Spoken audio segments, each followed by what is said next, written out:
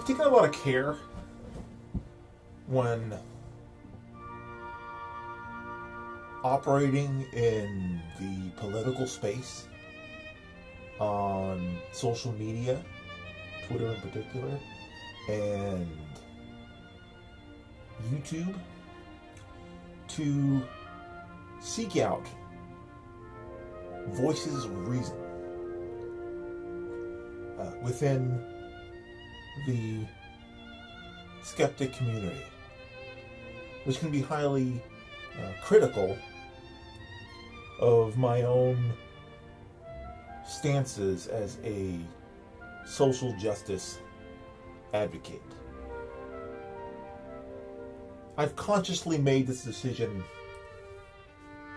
not to appease this talking point about stepping out of your echo chamber and stuff like that.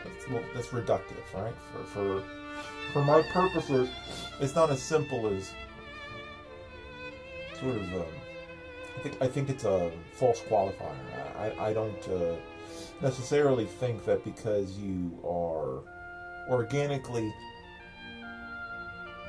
in a environment that is more or less politically aligned, I think that especially on the internet where communities can be very hostile during disagreements, I don't think there's anything wrong with seeking out people that you feel you have some kind of a common perspective as a base. Meaning a base of people you want to interact with that share some similar stances on the issues, because politics can get very lonely. But just as a base, the next part of that equation for me is to then go out into the wilderness and seek out people who will have an honest conversation about the issues. People who will argue, even if they disagree with me, I as long as the argument being made is not an argument about whether or not I am a person, or if, I'm not going to have conversations about personhood. I think that's my deal breaker. I think that's the upward limit of what I'm willing to tolerate, is somebody coming to me with sort of this rhetoric about personhood, about subhumanity and stuff like that. I'm not going to engage in some kind of political conversation in which we debate whether or not human beings can legitimately subspeciate. I think that's a fallacious conversation and a waste of good oxygen from at least my position. I'm not going to waste air debating whether or not black people are inherently savage, or Muslims are inherently malicious. There's really no conversation to be had about intrinsic malignancy in people, because all human beings, all cultures, all orientations contain malignant people. There is no group which does not contain greedy or lazy or ignorant or self-absorbed people. Just like virtue is universal, meaning that there's no group that does not contain people who are intelligent, compassionate, faithful, honest. So too does every group, every tribe of ideology, philosophy, and humanity contains people who are troublesome or problematic. I think most people wouldn't disagree with me on that, but you'd be surprised how far tribalism and sort of the idea of mutual cause can pull people away from their natural sense of reason. So I feel that I have been able to do two very important things by speaking to people with which I am not necessarily ideologically or politically aligned.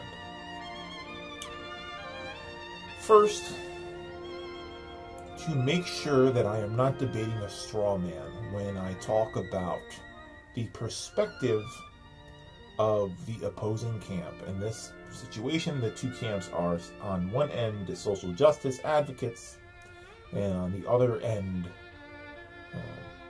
skeptic atheists, I'll call them for the moment. I am very weary to form my opinions about skeptics from in a vacuum of discourse, meaning from a far distance, judging the chief exponents or the loudest voices in a movement, to me, can create a space where reactionaries hold the rhetorical sway. So, I do criticize the most outspoken voices within skeptic atheism often because they do set the tone within their space, just like the most outspoken voices, who I do not necessarily echo within the SJ, feminist, social progressive arena. I do have some kind of deference for the fact that our most outspoken individuals are very relevant to setting the tone of conversation and the tone on issues. The second thing, which I think is relevant, other than making sure that you are not constructing a straw man for the opposing argument, is maybe to find a point of understanding with a person or group of people that you, in theory, disagree with. Maybe you may disagree on one issue and agree on another, and then maybe over time you two can discuss the facts and if you sit down with somebody that disagrees with you, one of two things is going to happen. They're either going to become more deeply entrenched in their opinion, you're going to become more deeply entrenched in your opinion, and it's going to be a wash. Or if you're lucky, the parlay will bear fruit, which is to say you two will walk away not completely displaced from your original position, but perhaps each one of you will have the opportunity to grow a little bit in the other direction. I thought this was interesting when I've criticized Armored Skeptic and I've criticized Shoe on Head on this channel, but I have noticed that since they started to interact with Contra of ContraPoints, who is a feminist, they have moderated certain positions on racial privilege, and they haven't had a complete come to Jesus. And I don't think that conversation fails just because you don't fully convert someone. I think that the point of good conversation is to make a space for compromise. And that's not always possible. I mean, I am still more or less discussing the issues with people who are ostensibly left or liberal-leaning people, to consider ContraPoints and Armored Skeptic and Shoe on Head. It's not like it's Ann Coulter speaking to Rachel Maddow. I don't think that's possible. I think people who are diametrically opposed to one another, combined with people who monetize their political opinion or make their money off of being the icons of these social or political movements, perhaps subconsciously, maybe cynically, but I can't infer cynicism, excuse me, in sort of an umbrella way. So I will say somebody like Ann Coulter and Rachel Maddow will have a hard time finding a compromise point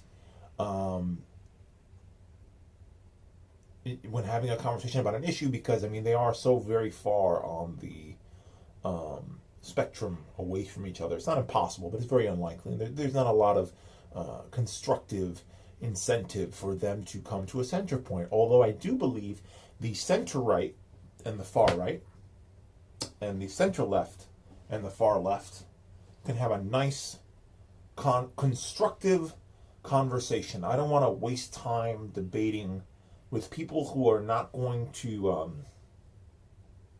reciprocate. A bad debate to me is somebody who just kind of states their position, you state your position, they state their position. And that's like poning, right? Like that's the style of YouTube politics more often than not, because it has entertainment value, right? Like the classic form of gladiator entertainment. They want you to get in the ring and pound down, sort of surrogate rhetorical violence. I'm as guilty of it as anybody else, man. When I see a good poning video where some fucking big bully like TJ Kirk gets his ass ripped open by by someone on my side, or deconstructed or challenged, I have a great time. But that's entertainment. The substantial discussions where people, submit what they think your argument is, and you submit what you think their argument is, and that comes together in such a way that you go, you know what? You got a point. Yeah, you got a point too. I think that is a profound experience that is not relegated, but it's much easier to have that experience in the YouTube space with us like smaller tubers talking to each other, because we don't have a brand to defend. We don't have a brand to defend. We have ostensible identities. I think everybody sort of has a sense of stability that's connected to labels. It gives us a starting off point. It gives other people a starting off point to understand us and at least where we come from and where we stand, so we don't need to explain every position we have from zero.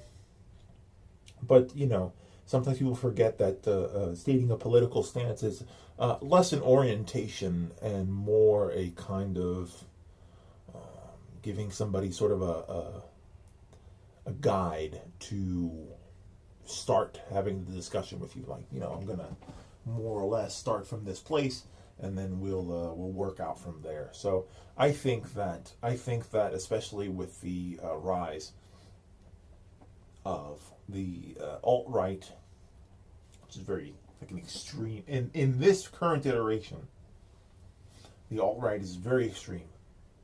So what that has done is given the center left, who would call themselves liberals, and the far left, who would call themselves progressive, an opportunity to listen to each other, to grow, and to confront this massive external threat. The big dogs, the Sargons of Akkad, the TJ Kirks, the I could go on and on, but my point is more or less that these big titans of political speech, they're not the ones who are going to create. They're not going to build the bridges. Like, you gotta start building bridges at the ground level, and I think that I'm very receptive to joining others and building a constructive foundation, because the external threat of an activated quasi-fascist, neo-fascist movement can only be confronted by a left that is animated by what we can at least understand each other on, if not agree on. United left. Let's see how it goes.